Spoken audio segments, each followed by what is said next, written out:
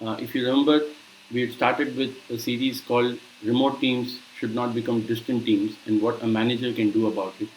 And I was laying out ideas of how a manager within an existing meeting can use 15-20 minutes to truly engage, energize, and create conversations in the team beyond the day to day work and business. So, we've completed two ideas that you can find in the earlier videos. And here is the third one. We call it Sell Me a Pen. But don't worry, it's not the cliched Wolf of Wall Street activity where he asks you to sell a pen. It's a twist to that particular activity. What you do as a manager in this activity is you have to send out an email one day before the planned meeting to all your teammates and ask them to identify in their own area of work, in their interactions with customers, in their day-to-day working, one pain point, one bottleneck, one issue, a specific problem that they think requires or could potentially have a solution, or could potentially, if it is solved, could be of a huge benefit both to the customers and to the team, or bring in a lot of efficiency and effectiveness for the team. The idea of this exercise really is to do two things. One is, I firmly believe that for any manager, the best ideas rest with their team because they are the people who are every day interacting with customers, interacting with stakeholders, and they become eventually over time subject matter expertise. And a manager, since he or she is stepped off from the execution, is that much further from the day-to-day interactions and that much further from the day-to-day conversations.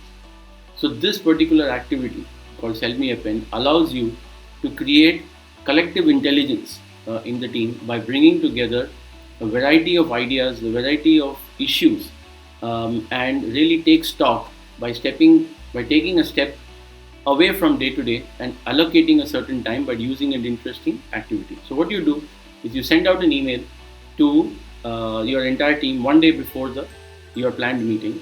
Ask them to identify this problem and come up with a specific solution. Now that solution could be a new product feature, it could be a twist to an existing SOP, it could be a new promotion, it could be a value add to your existing product, anything that brings a small delta as well. And please do write to them that no idea is small or big enough, but the important thing is the idea should be within the realm of execution of the team.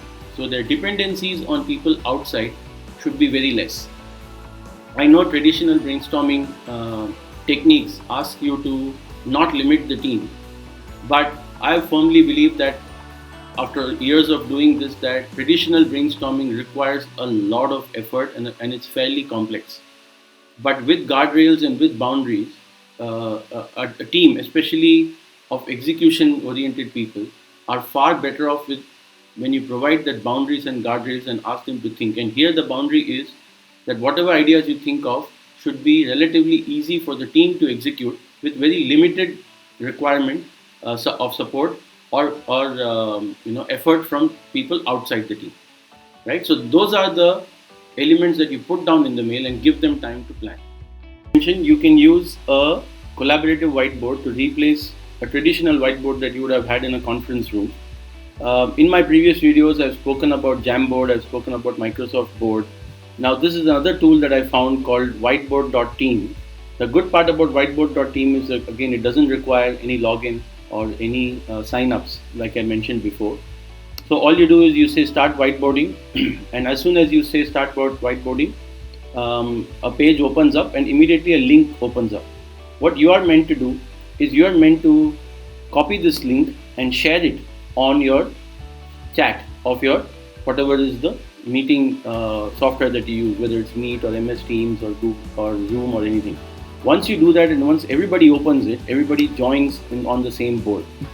And then you ask them to put down their idea by clicking on the sticky note, and they enter the sticky note. They can choose to have a small or a large, and they can choose whatever color they would like the sticky note to be, and they just start writing. So suppose my idea is around customer acquisition, right? Say we are a sales team and we are going out and making calls every day, or we are reaching out to customers, and I want to run. My idea is around running a referral program for our old customers. Right? So customers, my conversation at this point. Each member of the team is putting out their own idea, and it's important you tell them not to put their name. So as different people, as you share the URL and different people start writing, what you do as a manager is you just move these around, and you can keep reducing the size so that all the various whiteboards are various sticky notes are visible. Now what you do next, and here comes the kicker, because you've given them a day in advance, people are going to come not only prepared with the idea, but they're going to come prepared with the solution as well. But what you do now is you now go into each one of them and say, if this has been created by someone, you allocate it to somebody else, right? You start allocating these ideas to different people, right? And what happens then is that now suddenly Anita has to sell, say, Ashok's idea. Different people have to sell somebody else's idea. In the process, what happens is two very important things happen. One, you force your team into a situation where they're supposed to sell ideas, right? And while it's not a test, it really pushes the team to come out of their comfort zone and see how well each one is articulating their idea. But the second and most important thing is, if it's a truly powerful idea, it should be simple and obvious to anyone in the team, and therefore whoever is allocated that idea should be able to immediately think of a solution for that idea, or should be immediately able to build on that idea.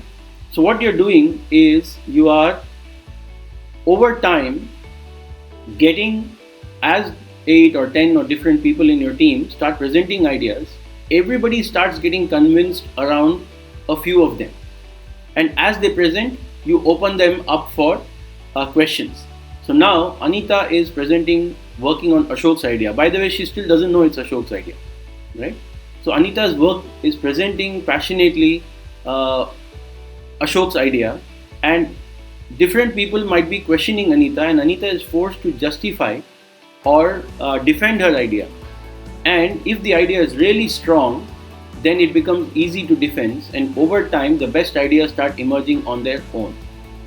At the end, you can also ask the team to do a rating and pick the ideas, and up until this point no one knows whose idea it is. The other advantage is the idea might be Ashok's, but Anita is passionately presented that idea, so it's not necessarily one person's idea anymore.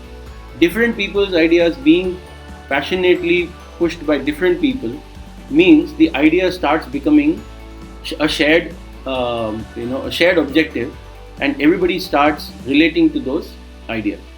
Now this process itself should not take you very long in the ideation process. So since you've given time to prepare, the first part where people are putting things down should maybe take you 5 minutes, because they've already thought about it.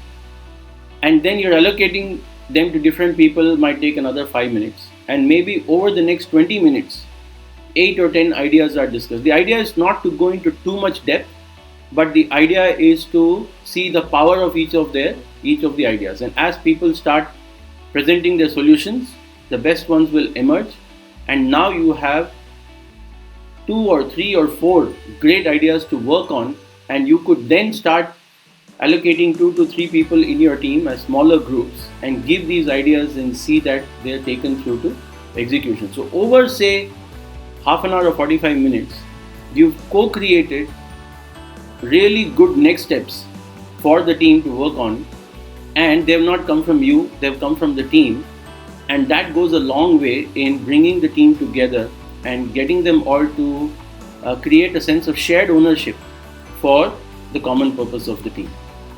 I hope it works out for you. Do let me know if you have any questions or any clarifications on this idea. Thank you.